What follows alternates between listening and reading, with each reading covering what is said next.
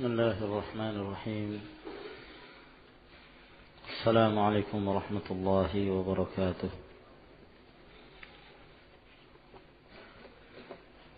إن الحمد لله نحمده ونستعينه ونستغفره ونعوذ بالله من شرور أنفسنا ومن سيئات أعمالنا. من يهده الله فلا مضل له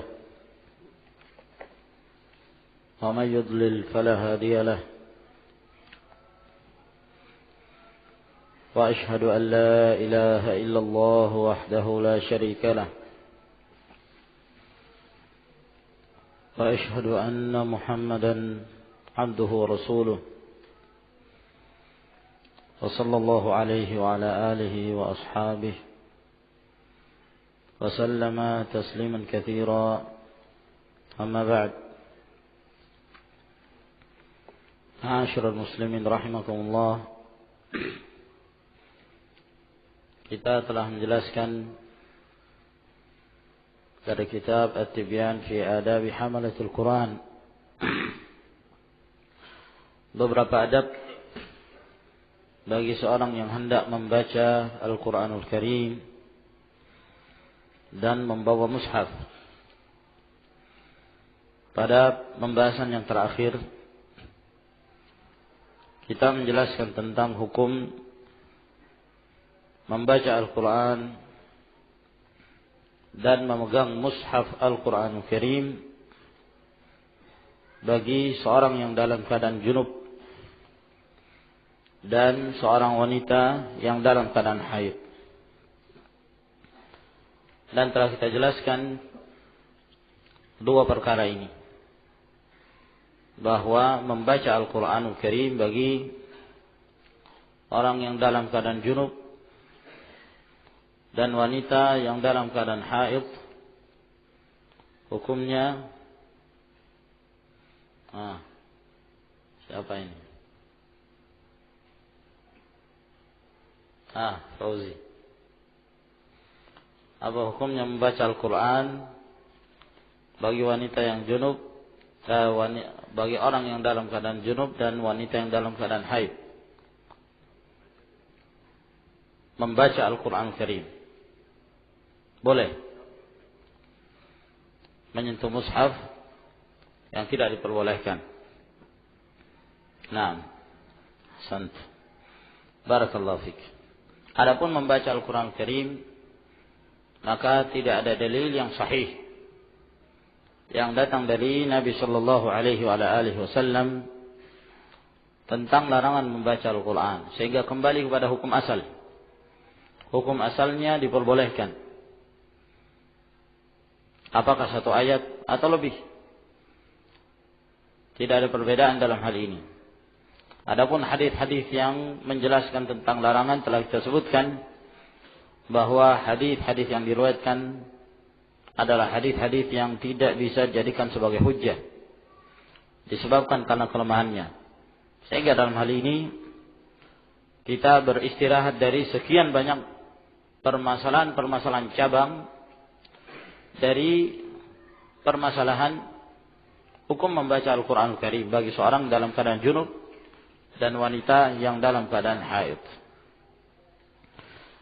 Lalu beliau melanjutkan kembali, berkata Imam Abu Zakaria Yahya bin Sharaf An-Nawawi rahimahullah ta'ala. Di sini masih menjelaskan tentang keadaan seorang yang dalam keadaan junub dan wanita yang dalam keadaan haid.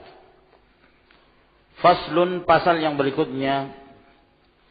Idza lam yajidil junubu awil haidu ma'an tayammama. Apabila seorang yang dalam keadaan junub dia ingin mengangkat hadas yang besar darinya, ataukah seorang wanita yang dalam keadaan haid yang telah selesai haidnya, sehingga mereka hendak mengangkat dari hadas yang besar. Mereka berusaha mencari air, namun mereka tidak menemukan air. Apa yang harus mereka lakukan? Kata beliau, tayammum. Maka hendaklah dia bertayammum. Dan apabila dia telah bertayammum, kata beliau, wa yubahu lahul qira'atu was-salatu wa ghairuhuma. Apabila dia telah tayammum, maka diperbolehkan baginya membaca Al-Quran. Dan diperbolehkan baginya salat. Dan yang lainnya dari perkara-perkara ibadah. Ya. Sebab tayammum mengganti kedudukan wudu atau mengganti kedudukan mandi bagi seorang yang berhadas besar. Dan hadis-hadis yang menjelaskan tentang hal ini sangat banyak sekali. Hadis Ammar bin Yasir dan yang lainnya dari hadis-hadis yang diriwayatkan oleh Bukhari dan Muslim. Fa in ahdatha. Nah, setelah dia bertayammum, lalu tayammumnya batal disebabkan karena dia berhadas. Maksudnya hadas kecil. Misalnya dia hendak mandi namun dia tidak mendapatkan air sehingga dia bertayammum. Maka tayammum ini sama kedudukannya dengan mengangkat hadas yang besar apabila dia tidak mendapatkan air. Setelah dia bertayammum, lalu kemudian dia buang angin misalnya, yang menyebabkan dia berhadas kecil. Ya. Lalu apakah diperbolehkan bagi orang yang junub, lalu kemudian dia tayammum, setelah itu dia berhadas kecil, sehingga tayammumnya menjadi batal? Apakah diperbolehkan bagi dia sholat? Ya. Ataukah membaca Al-Quran Karim? Nah, ini yang beliau sebutkan. Kata beliau, fa in ahdatha, apabila dia berhadas, maksudnya hadas yang kecil, setelah dia tayammum, harumat alaihi salatu, maka diharamkan atas dia sholat karena dia berhadas. Hadasnya hadas yang kecil. Walam tahrumil qira'atu, dan tidak diharamkan bagi dia membaca Al-Quranul Karim. Ya. Dia tidak boleh sholat. Kenapa? Sebab dia berhadas. Dia boleh membaca Al-Quranul Karim. Sebab beliau berpendapat bahwa kalau hadasnya itu hadas yang kecil, diperbolehkan membaca Al-Quran. Wal julusu fil masjid, dan boleh bagi dia duduk di masjid. Wa ghairuhuma, dan yang lainnya dari berbagai amalan. Yang jelas salat tidak diperbolehkan. Mimma la yahrumu 'alal muhdits, dari apa-apa yang tidak diharamkan bagi orang yang berhadas kecil. Berarti diperbolehkan bagi dia membaca Al-Quranul Karim. Kama idza ightasala tsumma ahdath, sama kedudukannya apabila dia mandi lalu dia berhadas. Setelah dia mandi, kalau dia mendapatkan air, dia mandi. Setelah dia mandi kan diperbolehkan bagi dia sholat, boleh bagi dia baca Quran dan yang lainnya. Namun setelah dia mandi, lalu dia berhadas kecil, buang angin misalnya, maka tidak diperbolehkan bagi dia sholat. La yaqbalullahu salata ahadikum idza ahdatha hatta yatawadda. Tidaklah Allah menerima sholat salah seorang kalian apabila dia berhadas sampai dia mengangkat hadasnya, sampai dia berwudu. Tapi kalau membaca Al-Quran boleh, kata beliau. Sebab hadasnya hanya hadas yang kecil, bukan hadas yang besar. Yang beliau haramkan kalau dia berhadas dengan hadas yang besar. Wa hadza mimma yus'alu anhu wa yustaghrab. Kata beliau, dan ini adalah merupakan perkara atau keadaan yang sering ditanyakan atau yang dianggap aneh. Ya. Fayuqal, ada orang yang mengatakan junubun yumna'u minas salati wa la yumna'u min qira'atil qur'ani wal julusi fil masjid min ghairi darurah. Ya. Kalau misalnya ada orang mengatakan, ya, orang yang dalam keadaan junub tidak boleh mengerjakan sholat. Ya, tidak boleh mengerjakan sholat. Namun tidak dilarang untuk membaca Al-Quran, tidak dilarang untuk duduk dalam masjid tanpa darurah. Apabila tidak dalam keadaan darurah. Kaifa suratuhu? Bagaimana gambarannya? orang yang dalam keadaan junub nggak boleh sholat, tapi kok boleh baca Al-Quran? Menurut pendapat yang mengharamkan baca Al-Quran bagi orang junub. Ya. Gimana gambarannya? Kata beliau, fahadha suratu, inilah gambarannya. Gambarannya orang yang dalam keadaan junub ingin mengangkat hadas, namun dia tidak mendapatkan air, sehingga dia bertayamum. Ya. Apabila dia bertayamum, maka dia boleh sholat, dia boleh ibadah yang lainnya, membaca Quran. Namun setelah dia bertayamum, dia berhadas kecil. Dia berhadas kecil. Nah, apabila dia berhadas kecil, selama dia berhadas, dia tidak boleh sholat. Tapi orang yang berhadas kecil, bolehkah dia membaca Al-Quran? Boleh. Nah, kata beliau, ini orang tetap dalam keadaan junub. Tapi kok boleh membaca Al-Quran? Namun, tidak diperbolehkan sholat. Ini tentunya berdasarkan pendapat beliau yang mengharamkan membaca Al-Quran Al-Karim bagi orang yang dalam keadaan junub.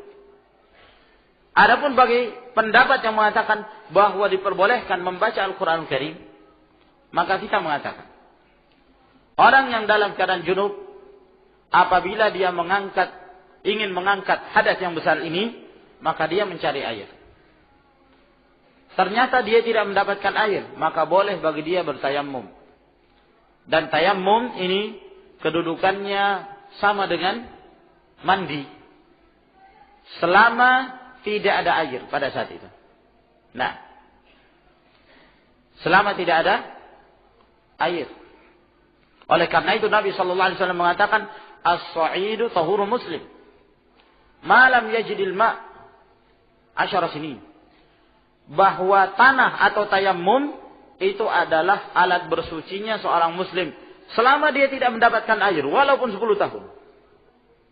Selama dia tidak mendapatkan air, maka tayammum kedudukannya dapat menggantikan kedudukan wudu dan menggantikan kedudukan mandi. Setelah dia bertayamum, maka dia boleh melakukan apa saja. Dia boleh melakukan apa saja. Dia boleh sholat. Ya. Sebab apa? Junubnya sudah terangkat. Dan dia diperbolehkan membaca Al-Quran. Ya. Bahkan seorang wanita yang haid, apabila dia telah suci dan dia hendak mengangkat hadas untuk mandi, dia tidak mendapatkan air. Apabila suaminya hendak mendatangi dia, maka cukup bagi wanita tersebut tayammum, maka dia telah suci. Sehingga boleh bagi suaminya untuk mendatanginya, karena nggak ada air. Tayammum mengganti kedudukan air, sehingga diperbolehkan bagi dia melakukan ibadah apa saja. Dan yang sahih dalam hal ini, selama tayammumnya tidak batal dengan pembatal-pembatal wudu, maka diperbolehkan bagi dia mengerjakan sholat berapapun. Ya, kalau misalnya pada sholat zuhur dia bertayammum, dia tidak mendapatkan air, sampai waktu asar dia belum mendapatkan air dan tayammumnya belum batal, maka dia boleh mengerjakan sholatul asar dengan tayammum di waktu zuhur. Kalau tiba di waktu maghrib ternyata belum batal tayammumnya, dia boleh mengerjakan sholatul maghrib dengan tayammum zuhur. Ya, sebab tayammum tidak batal kecuali apabila di sana ada pembatal dari pembatal wudu, ataukah apabila dia telah mendapatkan air. Nah, ini ma'asyiral ikhwah rahimakumullah. Apabila dia telah tayammum, tiba-tiba dia berhadas kecil, dia buang angin, ya tentunya tidak diperbolehkan bagi dia sholat. Tidak diperbolehkan bagi dia sholat. Boleh bagi dia baca Al-Quran, boleh bagi dia membaca Al-Quran Karim, sebab statusnya dia dalam keadaan suci. Ya, wallahu a'lamu bis-shawab. ثم لا فرق فيما ذكرناه بين تيمم الجنب في الحضر والسفر. Kemudian tidak ada perbedaan terhadap apa yang kami sebutkan antara tayammumnya orang yang junub, baik di waktu dia tidak safar ataukah dia dalam keadaan safar. Tidak ada perbedaan. Kalau dia misalnya di kampungnya, dia tidak dalam keadaan musafir, dia tidak mendapatkan air, boleh bagi dia tayammum. Apabila dia telah tayamum, boleh bagi dia mengerjakan sholat. Tidak ada perbedaan dalam hal ini antara orang yang dalam keadaan junub di waktu safar ataukah di waktu hadar. Maksudnya tidak safar. Wa dzakara ba'dhu ashabi Syafi'i annahu idza tayammama fil hadar istabaha as-shalah wa la yaqra' ba'daha wa la yajlis fil masjid. Ada sebagian dari pengikut madhab al-Imam Syafi'i mengatakan bahwa apabila seorang bertayammum di waktu dia tidak safar, maka boleh bagi dia sholat. Namun tidak boleh baca Quran dan tidak boleh duduk di masjid. Ini pendapat yang dhaif kata beliau. Pendapat yang lemah. Was-sahihu jawazu dzalika kama qaddamna. Pendapat yang sahih boleh semuanya itu. Sebagaimana yang telah kita sebutkan sebelumnya. Ya. Walau tayammama. Nah sekarang, kalau kemudian dia bertayammum, ya, wa shalla, dan dia salat, wa qara'a, dan dia membaca Al-Qur'anul Karim, thumma ra'a ma'an yalzamuhu isti'maluhu, lalu kemudian tiba-tiba dia melihat air, maka wajib hukumnya dia segera menggunakan air tersebut. Wajib hukumnya dia segera menggunakan air. Nah, kenapa? Karena ibadahnya yang dia lakukan sebelumnya ibadah yang dibangun di atas tayammum, dalam keadaan dia tayammum. Walaupun dia dalam keadaan suci, tapi suci tersebut terbatas sampai adanya air. Ya. Fa idza wajada al-ma' falyumissa bishratahu. Apabila dia telah mendapatkan air, maka hendaklah dia membasuh tubuhnya, apakah dengan berwudu ataukah dengan mandi, apabila dia berhadas yang besar. Sedang membaca Al-Quran misalnya. Di pertengahan dia membaca Al-Quran, tiba-tiba dia melihat air. Segera. Ya. Segera dia berwudu. Ya. Apabila dia hendak membaca atau memegang mushaf Al-Quran Karim. Ataukah dia sedang sholat. Sedang sholat. Di pertengahan sholat, tiba-tiba dia melihat air. Ataukah ramai di sampingnya, samping kanan kiri, ada air, orang berteriak. Nah, dan berita itu meyakinkan. Apakah dia meneruskan sholatnya atau dia batalkan? Pendapat yang sahih dalam hal ini bahwa dia membatalkan sholatnya. Karena air sudah ada. Dia diberikan keringanan untuk menggunakan atau beribadah dalam keadaan bertayammum. Ya, disebabkan karena tidak ada air. Kapan dia mendapatkan air? Maka dia harus menggunakan air dan tayammumnya dengan sendirinya batal.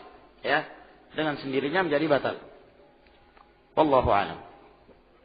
Fa innahu yahrumu alaihi al-qira'ah, maka apabila dia telah melihat air namun dia belum mengangkat hadasnya, belum menggunakan air, maka tidak diperbolehkan bagi dia membaca.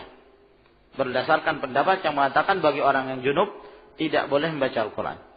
Wa jami'u ma yahrumu 'alal junub hatta yaghtasil, dan semua apa yang diharamkan atas orang yang junub sampai dia mandi. Walau tayammama wa shalla wa qara'a, kalaulah dia bertayammum kemudian dia salat dan membaca, thumma arada tayammum li hadatsin aw li fariidatin ukhra aw li ghairi dzalik, lalu kemudian dia ingin bertayammum kembali, ya. Jadi setelah dia tayammum, lalu dia salat, lalu dia membaca Al-Quran, lalu dia ingin bertayammum kembali. Kenapa? Karena ada hadas. Yani dia berhadas, lalu tayammum lagi. Ataukah karena ingin mengerjakan kewajiban yang lain?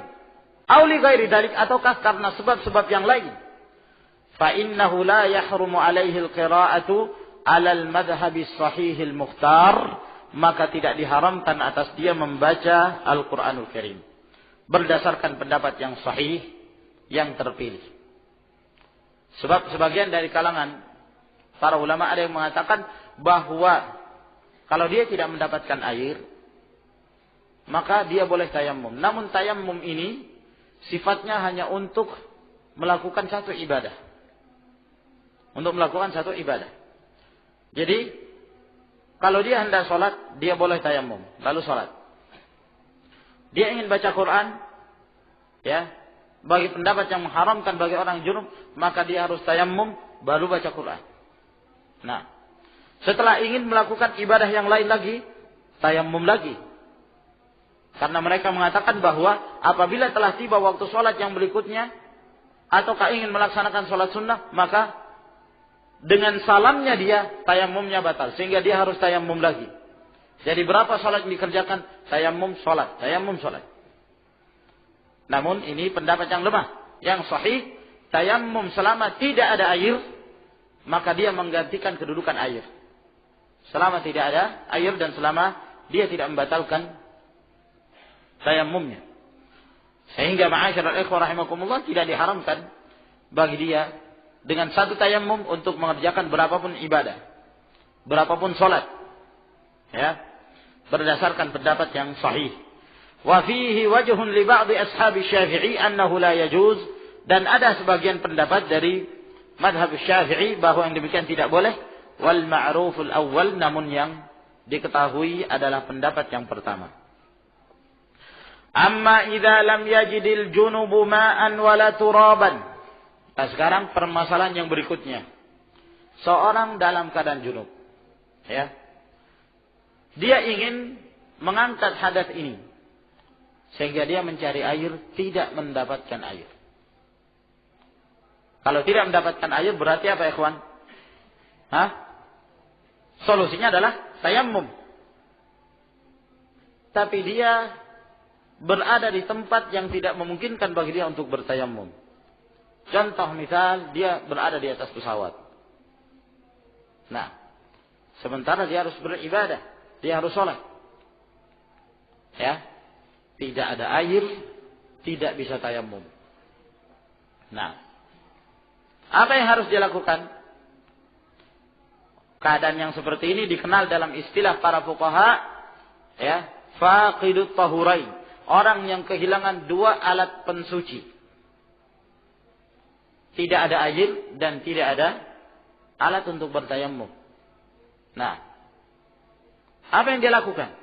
Sementara waktu sholat telah tiba, apakah dia harus menunggu sampai adanya alat untuk bersuci, sampai walaupun dia harus meninggalkan waktu sholat itu, sampai datang waktu sholat yang berikutnya, atau dia mengerjakan sholat dalam keadaan bagaimanapun, walaupun dia tidak bersuci?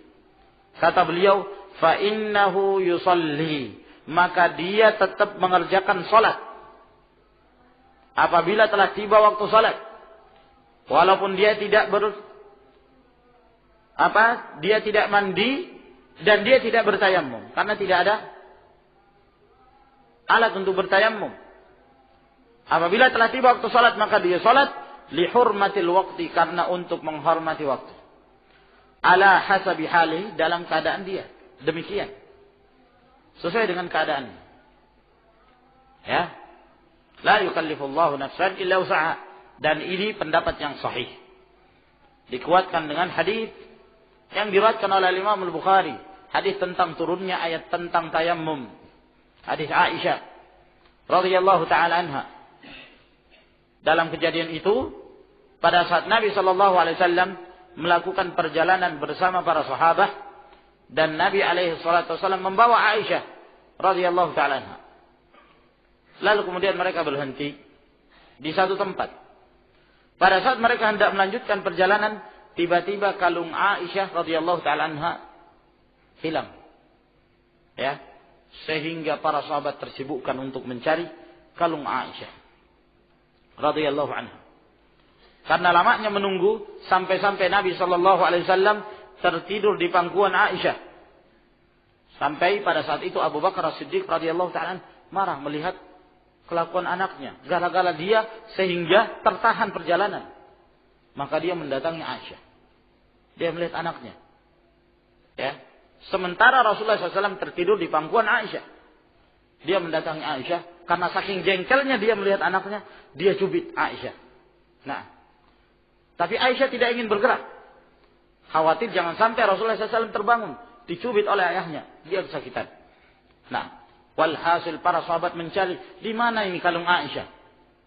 Ya, sampai tiba waktu sholat. Waktu itu belum ada syariat tayammum, belum diturunkan ayat tentang tayammum. Nah, ketika tiba waktu sholat, maka mereka pun berusaha mencari air, namun mereka tidak mendapatkan air. Mereka tidak mendapatkan air. Nah, sehingga mereka mengerjakan sholat dalam keadaan tidak bersuci. Karena waktu itu belum ada syariat tayammum. Dalam keadaan mereka tidak bersuci. Setelah mereka mengerjakan sholat, barulah turun firman Allah Subhanahu wa ta'ala tentang disyariatkan tayammum. Nah, sehingga kata Usaid bin Hudayr, salah seorang dari sahabat Nabi sallallahu alaihi wasallam mengatakan, "Ma hadza bi awwali barakatikum ya ala Abi Bakar." Ini bukan barakah yang pertama kali yang kalian alami wahai keluarganya Abu Bakar As-Siddiq. Ya, selalu dengan sebab mereka diturunkan ayat. Berapa kali banyak kejadian dengan sebab Aisyah radhiyallahu taala anha, Allah Subhanahu wa taala menurunkan ayat. Sehingga dengan turunnya ayat tersebut, ya, tentang tayammum, barulah kemudian disyariatkan tayammum bagi umat ini. Walhasil, yang menjadi inti dari hadis yang kita sebutkan tadi, di mana Rasulullah SAW dan para sahabat mereka mengerjakan sholat dalam keadaan tidak bersuci. Maka ini merupakan dalil yang dijadikan hujjah oleh para fuqaha tentang bolehnya sholat faqidut tahurain, orang yang kehilangan dua alat untuk bersuci. Apabila telah tiba waktu sholat, dia sholat dalam keadaan demikian. Wallahu a'lam. Wa yahrumu alaihi al-qira'atu kharij as-shalah, dan diharamkan bagi orang yang junub yang tidak mendapatkan air dan tidak pula bertayammum untuk membaca Al-Quran di luar salat. Bagi yang mengharamkan. Wa yahrumu alaihi an yaqra'a fi sholati ma zada ala Fatihatil kitab. Nah, ini masalah lagi. Ya, beliau mengatakan orang yang junub kan tidak boleh membaca Al-Quran. Tidak boleh membaca Al-Quran. Lalu gimana? Akhir enggak ada. Mau tayammum, tidak ada kesempatan untuk bertayammum pada saat itu.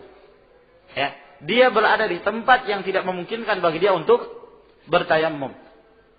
Sementara waktu sholat telah tiba, kata beliau, ya, boleh sholat. Dia harus sholat karena menghormati waktu. Nah, karena menghormati waktu. Lalu baca Quran di mana? Gak boleh baca Quran. Yang boleh sholat. Sholat yang boleh. Tapi baca Quran gak boleh. Lah terus gimana? Dalam sholat kan ada bacaan Qurannya. Nah, ini yang jadi masalah. Di dalam sholat ada bacaan Al-Quran. Maka kata mereka, ya, kalau Al-Fatihah boleh. Karena apa? Al-Fatihah adalah rukun sholat. La sholata liman lam yaqra' bi Fatihatil kitab. Tidak ada sholat bagi orang yang tidak membaca Al-Fatihah. Maka darurah baca Al-Fatihah. Walaupun dalam keadaan junub. Nah, tapi selebihnya tidak boleh. Jadi baca Al-Fatihah saja. Setelah Al-Fatihah kita ingin baca surah, tidak boleh. Karena orang junub tidak boleh membaca Al-Quran. Tapi boleh sholat. Ya, ini yang beliau sebutkan. Wa yahrumu alaihi an yaqra'a fi sholati ma zada ala Fatihatil kitab. Dan diharamkan atas dia, orang yang junub, yang ingin mandi enggak ada air, yang ingin tayammum enggak ada tempat untuk bertayammum, maka dia harus sholat tapi baca Al-Fatihah saja.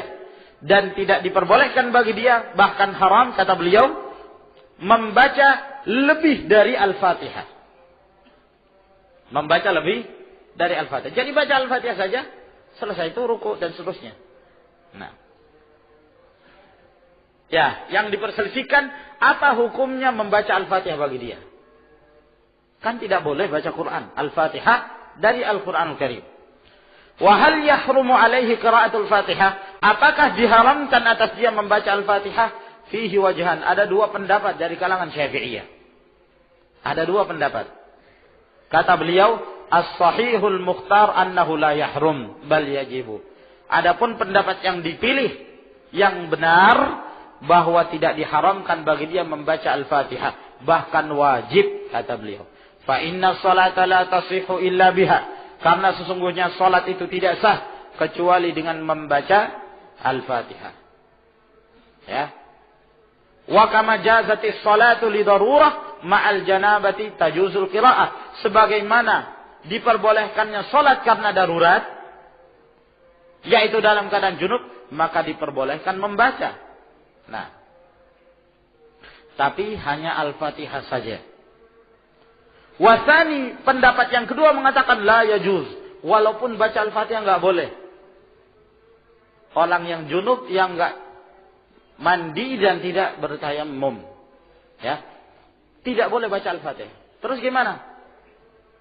Kata beliau, bal ya'ti bil adhkar allati ya'ti bihal ajiz alladhi la yahfadhu syai'an minal Qur'an. Namun dia mengucapkan zikir-zikir yang dibaca oleh orang yang tidak menghafal sedikit pun dari Al-Qur'anul Karim. Kalau ada orang yang baru masuk Islam tidak menghafal sedikit pun, tidak menghafal Al-Fatihah, dianjurkan kan bagi dia untuk mengatakan subhanallah walhamdulillah wa la ilaha illallah wallahu akbar.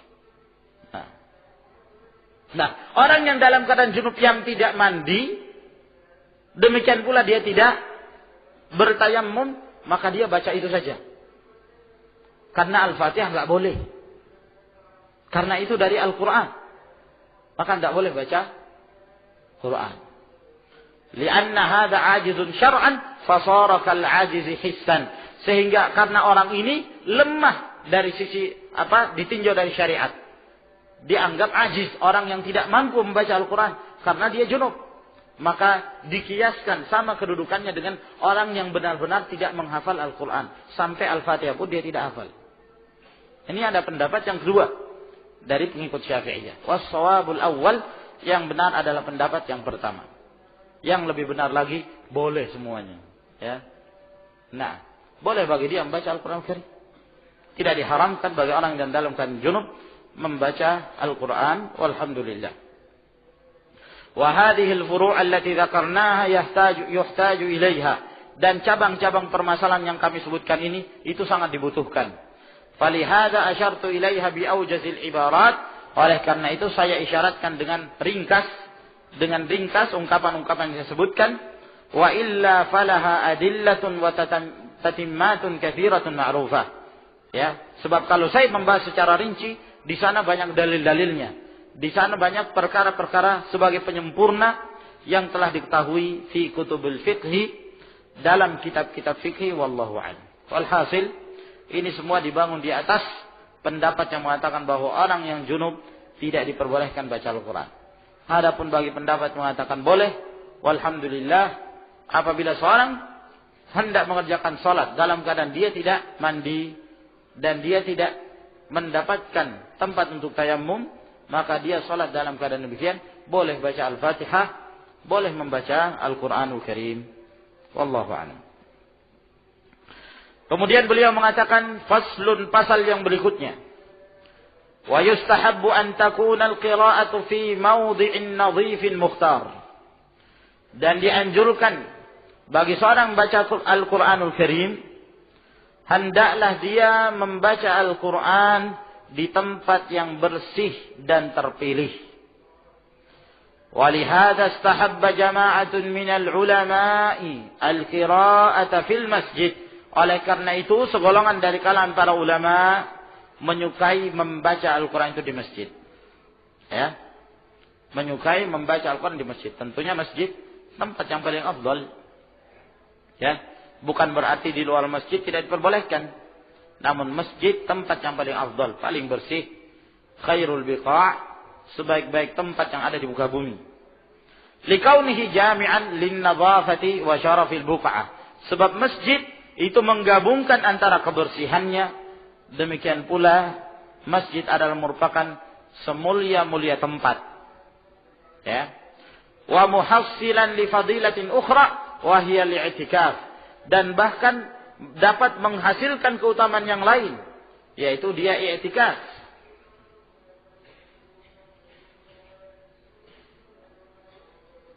Ya, kata beliau, seorang apabila hendak membaca Al-Quran, sebaiknya di masjid.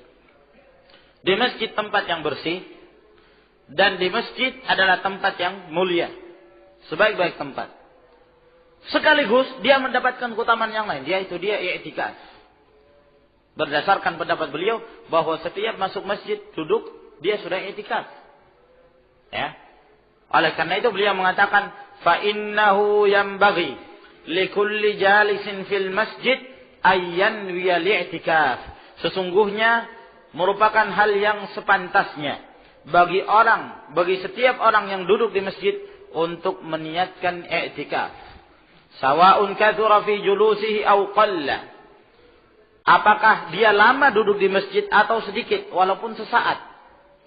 Bal yanbaghi awwala dukhulil masjid ayyan wiya li'tikaf. Bahkan sepantasnya pada awal dia masuk ke dalam masjid hendaklah dia meniatkan i'tikaf. Wa hadzal adabu yanbaghi an yu'tana bih. Adab ini sepantasnya lah untuk diperhatikan. Wa yusya'u dzikruh, dan disebarkan penyebutannya. Ya, penjelasan tentang adab ini.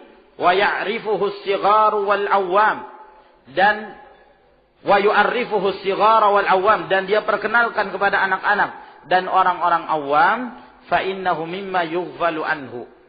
Sesungguhnya ini termasuk yang banyak dilalaikan. Ini juga permasalahan yang beliau sebutkan. Masalah niat i'tikaf setiap kali masuk ke dalam masjid. Sebab orang yang niat i'tikaf itu ada dua macam. Ada orang yang berniat i'tikaf memang dengan tujuan ketika dia datang ke masjid untuk beriktikaf secara syar'i. Dalam artian dia mengambil tempat khusus di dalam masjid, ya, tinggal di tempat tersebut dalam waktu beberapa saat untuk ibadah. Dengan tujuan i'tikaf. Ini keadaan yang pertama. Ada keadaan yang kedua, seseorang datang ke masjid misalnya untuk sholat. Ya. Misalnya untuk sholat. Atau yang semisalnya. Lalu dia datang ke masjid sekalian sholat sambil menunggu sholat. Sambil dia niat i'tikaf. Adapun keadaan yang pertama, ini adalah perkara yang dianjurkan. I'tikaf terkhusus pada 10 hari terakhir di bulan Ramadan. Ini adalah hal yang disunnahkan oleh Rasulullah SAW. Di mana i'tikaf di luar bulan Ramadan, ya, perkara yang tidak bisa kita ingkari. Namun untuk mengatakan itu adalah amalan yang afdal, yang mulia, juga membutuhkan dalil. Sebab Nabi SAW tidak diketahui dari beliau i'tikaf kecuali di bulan Ramadan. Beliau pernah di awal 10 hari bulan Ramadan, di pertengahan bulan Ramadan, dan setelah itu, ya, di 10 hari terakhir, dan inilah yang paling sering beliau kerjakan sampai beliau meninggal. Dan pernah pula beliau sempat meninggalkan i'tikaf di bulan Ramadan disebabkan karena terjadi persaingan antara istri-istri beliau. Beliau masang kemah, istrinya juga enggak mau kalah. Yang ini bangun kemah samping Rasul. Istrinya yang lain juga enggak mau kalah. Masa cuma dia yang di samping Rasul? Saya juga bangun kemah. Istri-istri Nabi SAW bersaing untuk i'tikaf di samping Nabi SAW. Rasulullah melihat kok banyak kemah ini. Dari mana ini? Kata para sahabat, ini adalah kemah istri-istrimu ya Rasulullah. Nah, maka Rasulullah SAW memerintahkan kemahnya dibongkar. Tidak jadi. Dan beliau i'tikaf di waktu Syawal. Nah, hanya itu saja. Adapun di waktu yang lain, beliau tidak pernah i'tikaf. Sehingga para ulama untuk mengingkari pun tidak ada dalil untuk mengingkari karena diperbolehkan. Asal hukum i'tikaf boleh. Ya. Oleh karena itu Rasulullah SAW mengizinkan Umar bin Khattab pada saat dia bernazar di zaman jahiliyah untuk i'tikaf di Masjidil Haram, maka beliau mengizinkan, boleh. Dan itu bukan 10 hari terakhir. Akan tetapi untuk menyebutkan bahwa itu adalah hal yang utama, maka ini membutuhkan dalil. Karena Nabi SAW tidak i'tikaf kecuali pada bulan Ramadan ataukah mengganti bulan Ramadan sebagaimana yang kita sebutkan. Ini yang dianjurkan. Adapun keadaan yang kedua, ya, tujuannya adalah ibadah yang lain, namun sekaligus diikutkan niat i'tikaf. Walaupun ada sebagian para ulama, termasuk Al-Imam An-Nawawi, menganjurkan hal tersebut, Namun ini adalah perkara yang membutuhkan dalil. Ya, apakah dinukilkan dari Rasulullah SAW atau para sahabat? Setiap kali mereka masuk ke dalam masjid niat i'tikaf, kalau tidak ada, berarti ini istihsan. Ya, menganggap baik suatu perbuatan. Sehingga wallahu alam, pendapat yang sahih dalam hal ini tidak disyariatkan. Apabila tujuannya masuk ke dalam masjid baca Quran ataukah mengerjakan salatul jamaah, menunggu salat jamaah, maka tidak disyariatkan bagi dia untuk setiap masuk ke dalam masjid dengan niat i'tikaf. Apalagi sebagian dari kalangan kaum muslimin mungkin mereka membaca kitab ini ya, atau yang semisalnya yang menganjurkan hal tersebut. Sampai di antara mereka ada yang memasang memberikan tanbih di pintu-pintu masjid. Apabila kalian hendak masuk, maka hendaklah kalian i'tikaf. Diajarkan apa yang mana itu niat i'tikaf. Nawaitul i'tikaf dan seterusnya. Ya. Itu kita dapatkan di sebagian masjid. Wallahu a'lam bishawab. Walhasil bahwa ini membutuhkan dalil. Nah, wa ammal qira'atu fil hammam. Adapun hukum membaca di al-hammam, tempat mandi. Ya. Kalau kebiasaan tempat mandi orang-orang dahulu seperti kebanyakan di daerah Jawa itu masih banyak. Nah, yang tempatnya terbuka. Ya. Dan kadang-kadang satu hammam itu bisa dipakai beramai-ramai. Iya kan? Itu masih banyak daerah Jawa. Nah, ini hammam yang diketahui pada zaman tersebut. Nah, masih sangat jarang seperti tempat mandi di masing-masing rumah punya tempat mandi sendiri. Alhamdulillah, Allah Subhanahu wa taala memberikan kenikmatan kepada kita sekalian. Tempat mandi tertutup, ya. Dalam rumah enggak perlu lagi keluar. Nah, tidak seperti orang-orang terdahulu sangat kesulitan bagi mereka. Nah, di sini kata beliau apa hukumnya membaca Al-Qur'an di tempat mandi itu? Faqad ikhtalafa as-salafu fi karahiyatiha. Telah berselisih para ulama salaf tentang dimakruhkannya. Faqala ashabuna, berkata sebahagian dari para pengikut Syafi'iyah, la yukrah, tidaklah dimakruhkan. Wa naqalahu al-Imam al-Mujma' ala jalalatihi Abu Bakr ibn al-Munzir fil Ishraf. Dan dinukilkan oleh imam yang telah disepakati kemuliaannya yaitu Ibn al-Munzir dalam kitabnya Al-Ishraf an Ibrahim an-Nakhai wa Malikin. Beliau menukilkan dari ucapannya Ibrahim an-Nakhai dan Imam Malik. Wa huwa qaulu Atha, dan ini adalah pendapatnya Atha bin Abi Rabah. Wa dhahaba ila karahiyatihi jama'atun minhum Ali bin Abi Thalib radhiyallahu anhu. Dan telah berpendapat makruhnya segolongan dari kalangan para ulama, di antaranya Ali bin Abi Thalib radhiyallahu taala anhu, rawahu anhu Ibnu Abi Daud. Diriwayatkan oleh Ibnu Abi Daud. Wa hakahu Ibnu al-Munzir an jama'atin min at-tabi'in, dan dihikayatkan oleh Ibnu al-Munzir dari segolongan dari ulama tabi'in. Minhum Abu Wa'il Syaqiq bin Salamah wa Sya'bi wal Hasan al-Basri wa Makhul wa Qabisah ibn Dhu'aib. Mereka yang berpendapat dimakruhkannya Abu Wa'il, Asy-Sya'bi, Hasan al-Basri, Makhul dan Qabisah ibn Dhu'aib. Wa ruwinahu aidan an Ibrahim an-Nakhai, dan juga kami meriwayatkan dengan sanad juga dari Ibrahim an-Nakhai, beliau memakruhkan. Wa hakahu ashabuna an Abi Hanifah radhiyallahu anhum ajma'in, dan juga dihikayatkan oleh para pengikut Syafi'iyah dari Abu Hanifah radhiyallahu ta'ala anhum ajma'in. Walhasil terjadi khilaf di kalangan para ulama tentang hukum membaca Al-Quranul Karim di hammam. Ya, bedakan antara hammam dengan mirhab atau hammam dengan hushush.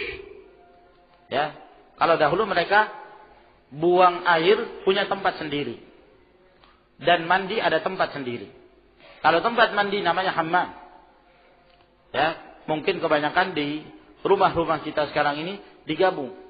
Tempat mandi di situ. Ya, tempat buang air ya juga di situ. Namun hendaknya dibedakan. Tempat untuk buang air ada tempat sendiri, hendaknya dikhususkan dan dipisahkan dari tempat mandi. Walhasil tempat yang seperti ini sebaiknya ya menghindar. Di samping kita menghindarkan diri dari perselisihan yang terjadi di kalangan para ulama, ya kita tidak membaca dengan melafazkan di dalam hammam tersebut. Ya. Sebab Nabi sallallahu alaihi wasallam dalam hadis Abi Sa'id Al-Khudri mengatakan, "Al-ardu kulluha masjid illa al-maqbarah wal hammam." Bahwa bumi ini semuanya masjid, bisa dipakai untuk salat kecuali maqbarah, kuburan dan hammam. Nah, tempat mandi yang termasuk di antaranya adalah tempat-tempat buang hajat. Maka hendaknya kita tidak membaca Al-Quranul Karim di tempat tersebut. Nah, sebab seakan-akan kita merendahkan kedudukan Al-Quran. Nah, ya. Sebab tempat seperti hammam dan yang semisalnya adalah tempat yang ya kotor tentunya. Sehingga tidak sepantasnya bagi kita membaca Al-Quran di tempat tersebut. Wa may yu'azzim sya'airallah fa innaha min taqwal qulub. Barang siapa yang mengagungkan syiar Allah, yang demikian termasuk dari ketakwaan hati. Qala Asy-Sya'bi, berkata Asy-Sya'bi, Amr bin Syarahil, tukrahu qira'atul Qur'an fi thalathati mawadhi'. Dibenci membaca Al-Quran pada 3 tempat. Fil hammamat, ya. Di hammamat, tempat mandi itu. Wal hushush. Nah, ini tempat buang hajat. Tempat membuang hajat, hushush. Wa buyutur raha wa hiya tadur. Ini saya kurang paham. Ya. Apa yang dimaksud buyutur raha wa hiya tadur? Kalau terjemahan letter-letternya, buyutur raha adalah rumah yang berputar. Wa hiya tadur, dalam keadaan rumah itu berputar. Saya kurang paham, apakah pada zaman itu ada rumah yang bisa berputar-putar? Ini yang saya bingung, wallahu alam, ya. Hah? Apa? Pabrik apa ya?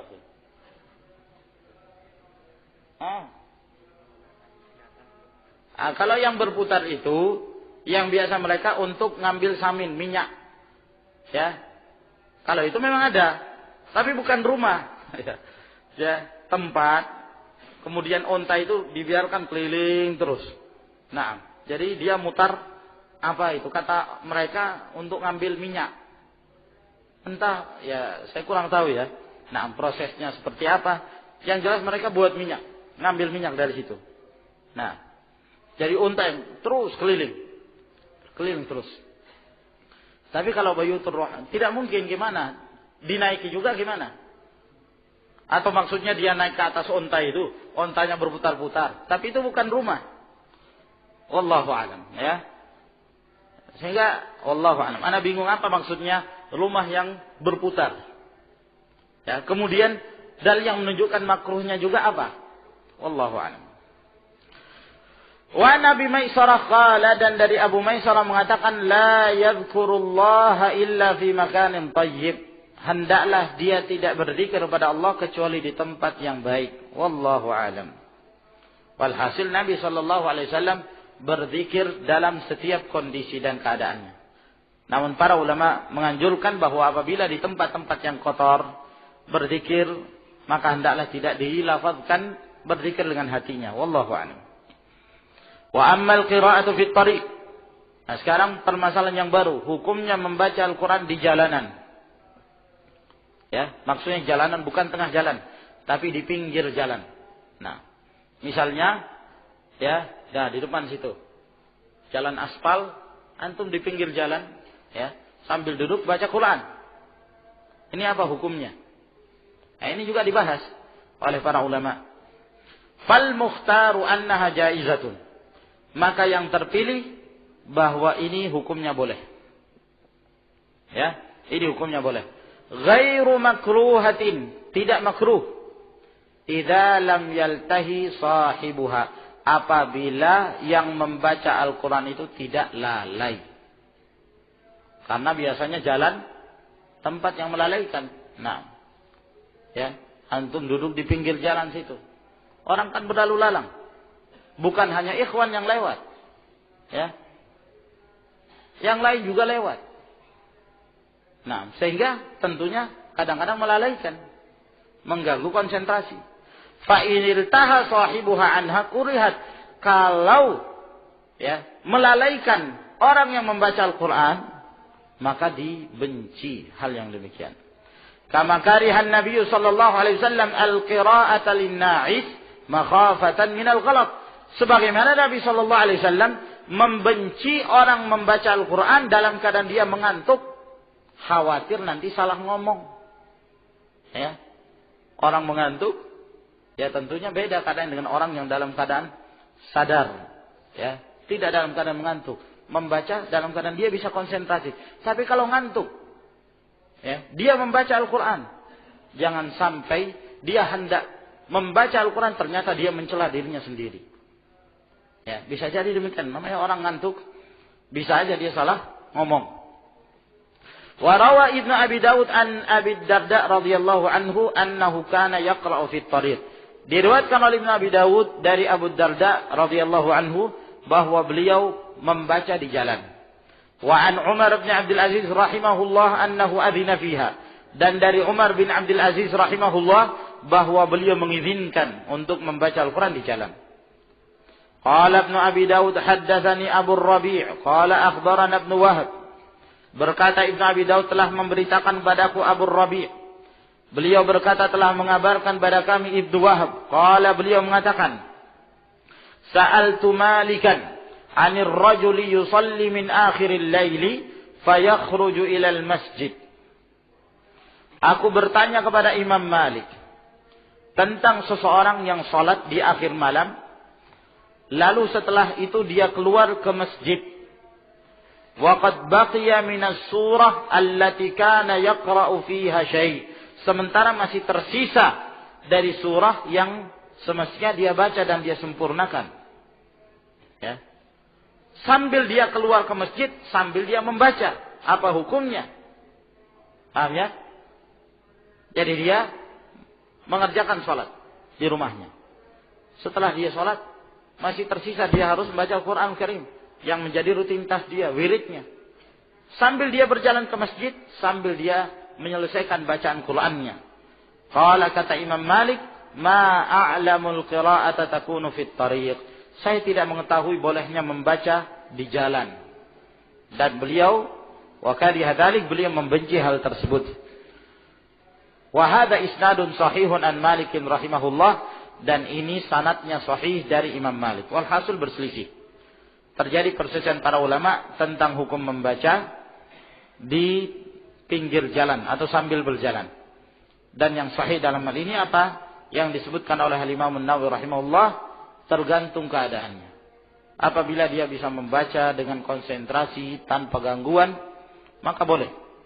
Ya, tidak dimakruhkan yang demikian. Tapi kalau melalaikan karena yang namanya di pinggir jalan banyak gangguan, maka hendaklah dia tidak membacanya, khawatir jangan sampai dia tidak konsentrasi dan keliru dalam membaca Al-Quran Al-Karim. Wallahu a'lamu bis-shawab. Sampai di sini insyaallah yang kita bacakan dari kitab ini, insyaallah kita lanjutkan di pertemuan yang berikutnya. Bolehkah seorang yang berhadas kecil untuk membaca Al-Quran dan memegang mushaf? Karena jika menghafal Al-Quran akan menyulitkan jika terus berwudu, jika ia batal wudunya. Ma'asyiral ikhwah rahimakumullah, di sini ada dua pertanyaan tentang membaca Al-Quran dan memegang mushaf. Dalam hal membaca Al-Quran boleh, walaupun dalam keadaan berhadas besar diperbolehkan membaca Al-Quran. Yang menjadi permasalahan memegang mushaf, memegang mushaf Al-Quranul Karim. Ya, maka wallahu a'lam bishawab, sebaiknya dia tidak memegang mushaf kecuali apabila dia dalam keadaan suci, walaupun dia berhadas kecil. Telah kita sebutkan kemarin pendapat dari Salman Al-Farisi rahimahullah ta'ala. Demikian pula Abdullah bin Umar yang diriwayatkan oleh Abdul Razzaq dengan sanad yang sahih, ya, bahwa beliau tidak membaca tidak memegang mushaf Al-Quran Al-Karim kecuali dalam keadaan suci, tahir, ya, dan tidak dalam keadaan berhadas. Maka sebaiknya dia memelihara dirinya untuk selalu dalam keadaan suci. Ya, la yuhafidhu 'ala al-wudu'i illa al-mu'min. Tidaklah seorang itu senantiasa menjaga wudunya melainkan dia seorang mukmin. Ya, walaupun agak kesulitan bagi dia untuk berwudu, batal wudu lalu kemudian dia berwudu kembali. Ya, namun dia menjaga istiqamah. Kalau terbiasa, insyaallah itu bukan suatu hal yang sulit. Bukan suatu hal yang menyulitkan bagi dia sehingga dia senantiasa dalam keadaan suci. Nah, apabila dia dalam keadaan berhadas, lalu dia ingin memegang mushaf Al-Quran Al-Karim, maka peganglah namun dengan, ya mungkin pelapis, ya, tidak memegangnya secara langsung. Wallahu a'lamu bis-shawab. Sampai di sini insyaallah. Wa akhiru da'wana alhamdulillahi rabbil alamin. Assalamualaikum warahmatullahi wabarakatuh.